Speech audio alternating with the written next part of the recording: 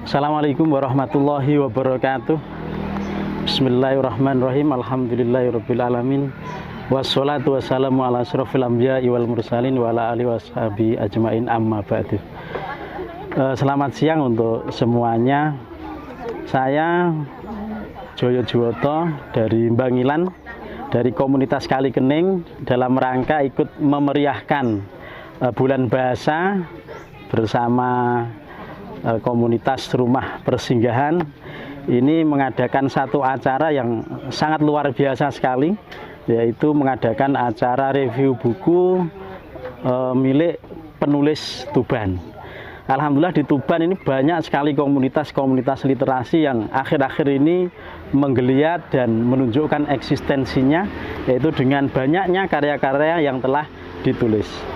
Untuk saya pada kesempatan ini akan bahas sebuah buku yang sangat luar biasa sekali, karena memang penulisnya juga seorang yang luar biasa. Ditulis oleh Cak Sariban. Beliau adalah sastrawan, begawan lah ya, begawan sastra Tuban. Beliau nulis buku kumpulan puisi judulnya Bunga Kasih Menara Makrifat Rindu Jalan Hu. Dari judulnya ini tentu kita bisa merasakan bagaimana buku ini nanti akan mungkin memberikan wejangan-wejangan kepada kita tentang bagaimana kita bermakrifat kepada Tuhan dan bagaimana kita nanti bisa menempuh jalan Hu. Hu di sini adalah jalan kepada ketuhanan. Buku ini diterbitkan bulan Juli tahun 2020. Alhamdulillah saya sendiri kemarin amanati beliau untuk ikut memeriksa, ikut mengedit buku beliau, sekaligus memberikan sepatah dua patah prolog terhadap buku beliau. Sebenarnya ya malu juga ya, karena beliau adalah seorang doktor sastra Indonesia. Kalau saya sendiri nggak jelas kata Mas Sabrangnya Tuban tadi nggak jelas.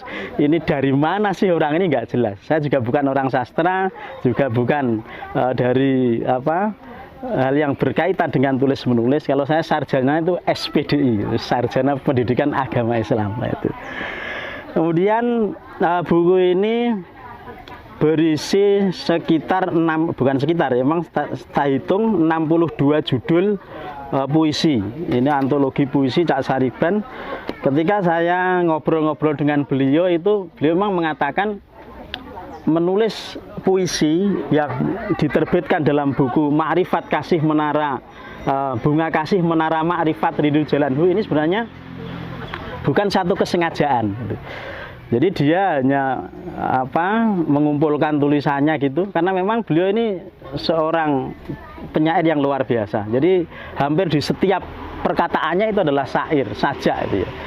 Saya berkali-kali ketemu beliau di beberapa forum, dia kalau ngomong itu bersajak sekali. Ya maklum memang seorang dokter.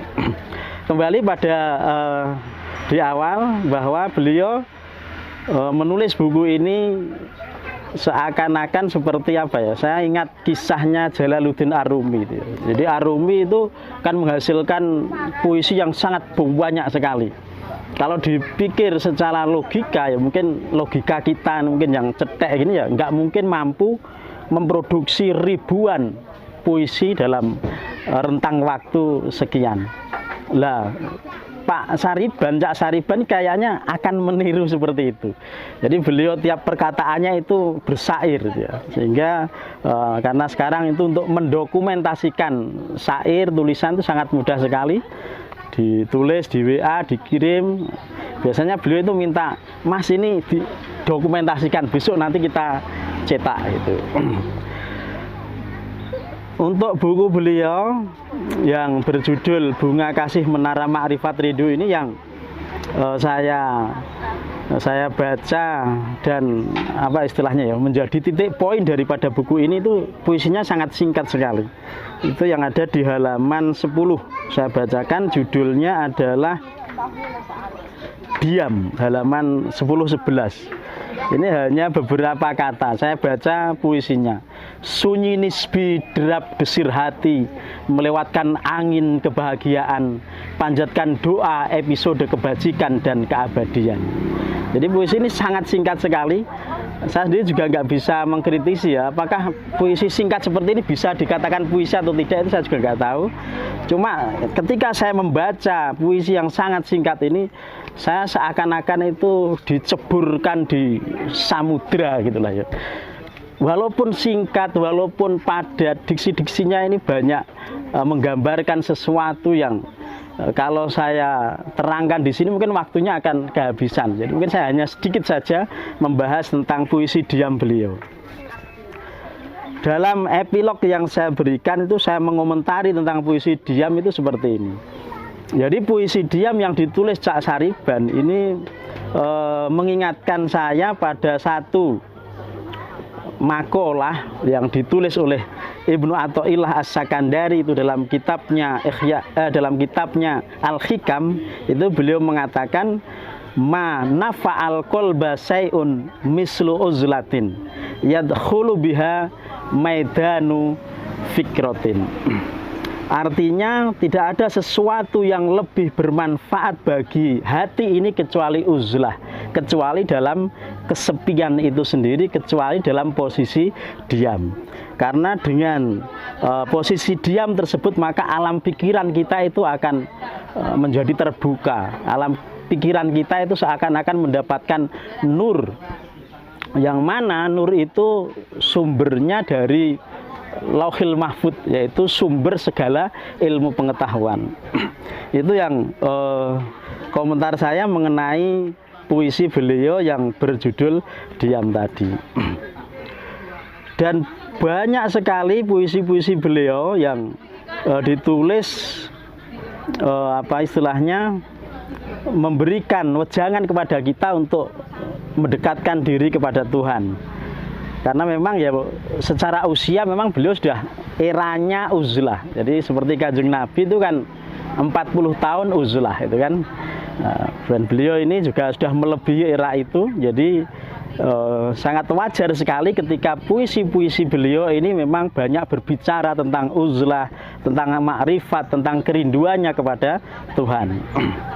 Saya bacakan satu judul saja beliau. Saya cari dulu ya.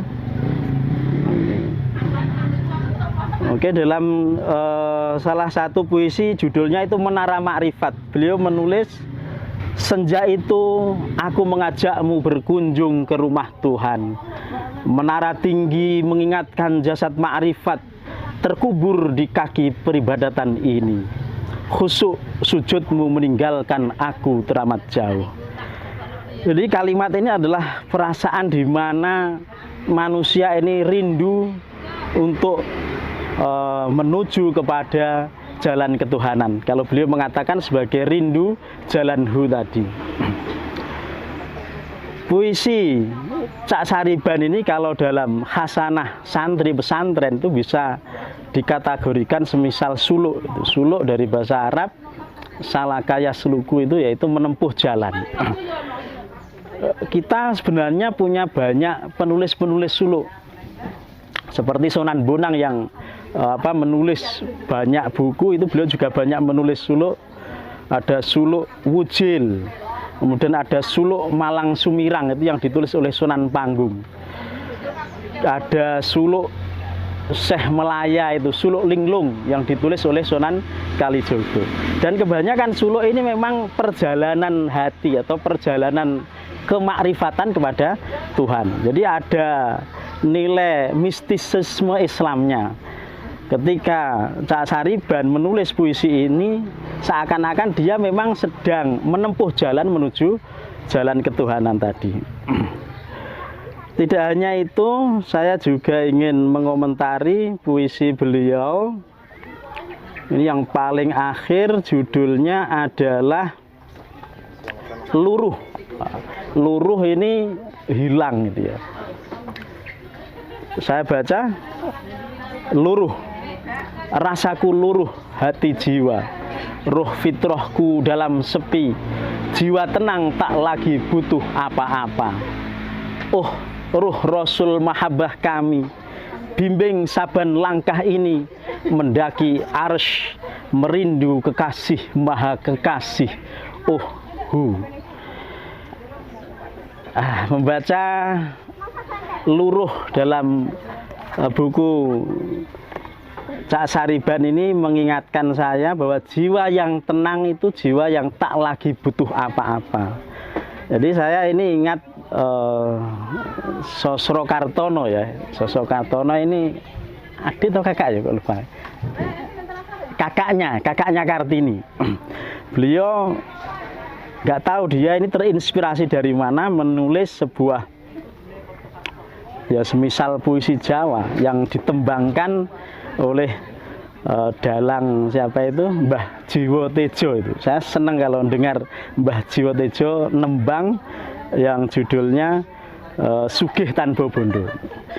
Saya dikit-dikit tak nembang juga Mas yo. Sugih Tanpa Bondo itu saya rasa sangat sesuai dengan apa yang ditulis oleh Cak Sariban ini. Jiwa tenang tak lagi butuh apa-apa. Jadi ketika kita itu sudah merasa tenang itu seakan-akan dunia itu bukan apa-apa, karena memang kalau Nabi mengibaratkan bahwa dunia ini seperti sayapnya nyamuk. Kita bisa bayangkan, sayapnya nyamuk itu. Nah, sayapnya burung mungkin masih besar, sayapnya Garuda besar, Garuda Indonesia lebih besar lagi. Nah, itu adalah dunia. Nah, ketika seseorang sudah mencapai jiwa tenang ini, atau dalam bahasa santrinya itu jiwa yang mutmainnah, maka seakan-akan dunia ini bukan apa-apa. Ini sebagaimana yang ditulis oleh Cak Sariban. Jiwa tenang tak lagi butuh apa-apa. Kembali pada tembang yang ditulis Sosro Kartono tadi, saya tembangkan, judulnya adalah Sugih Tanpa Bondo. Suaranya rada rapenak serapopo, sementing nyanyi sih itu ya. Sugih tanpa bondo, digdoyo tanpa aji, terima mawi pasrah, sepi pamrih tebi hajri. Sugih tanpa bondo, digdoyo tanpa aji, terima mawi pasrah, sepi pamrih tebi hajri.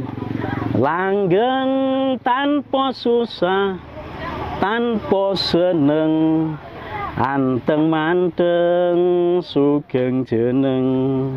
Langgeng tanpa susah, tanpa seneng, anteng manteng sugeng jeneng. Nah, itu syair yang ditulis oleh Sosro Kartono yang dinyanyikan oleh Mbah Sujiwo Tejo.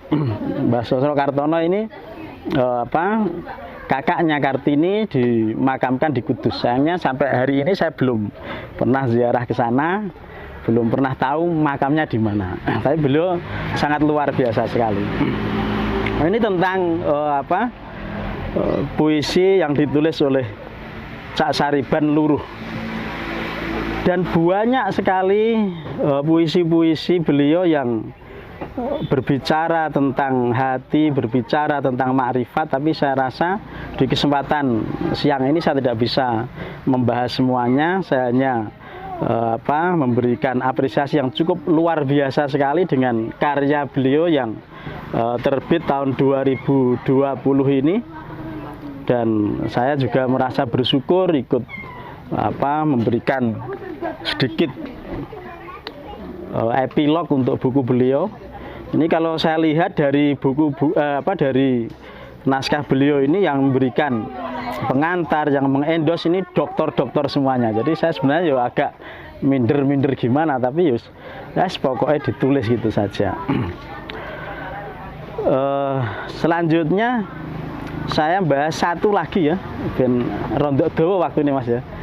Ini tentang bagaimana beliau mengisahkan kehidupan kita sehari-hari. Ini yang mungkin menjadi isu yang yang sangat sensitif sekali ya. Sebenarnya juga lucu juga puisi beliau ini, judulnya Memoir Poligami. Jadi memoir poligami. Dia ternyata beliau yang saya anggap juga sudah bermakrifat, bisa bikin puisi yang saya cukup tertawa ketika membacanya, yang khususnya di akhir. Ini nggak saya baca semuanya karena ini cukup panjang. Ini di akhir saya baca puisi beliau.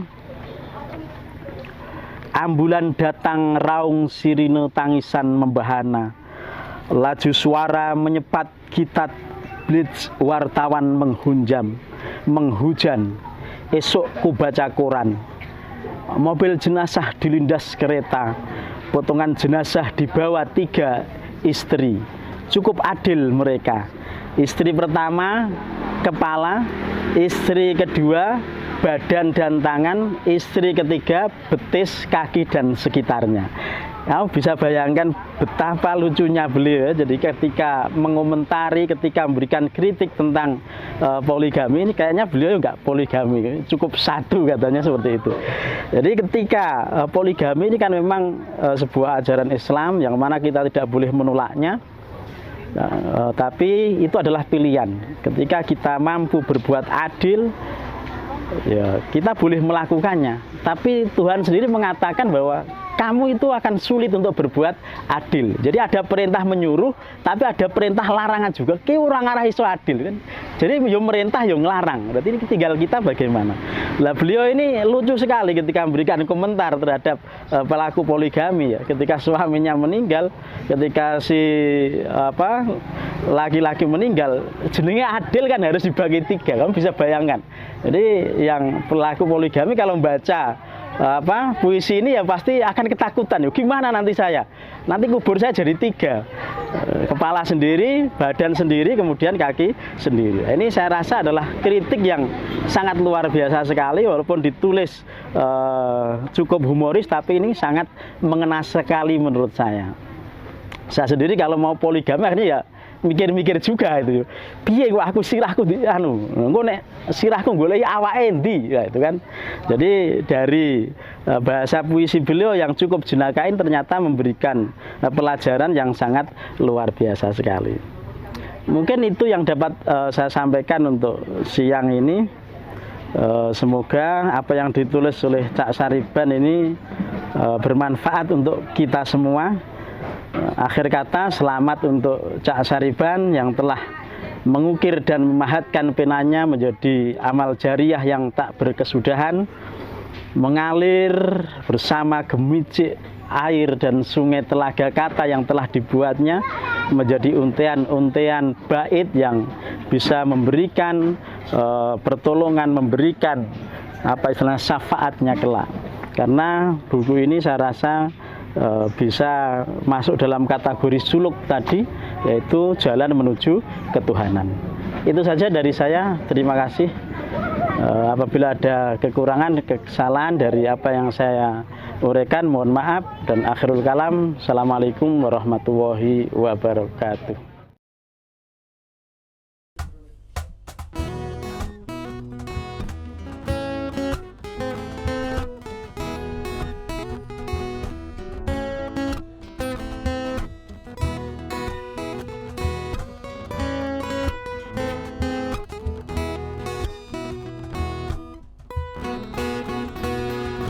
Ida menembus sudah cahaya, udara tebal kabut, kaca hitam lumut.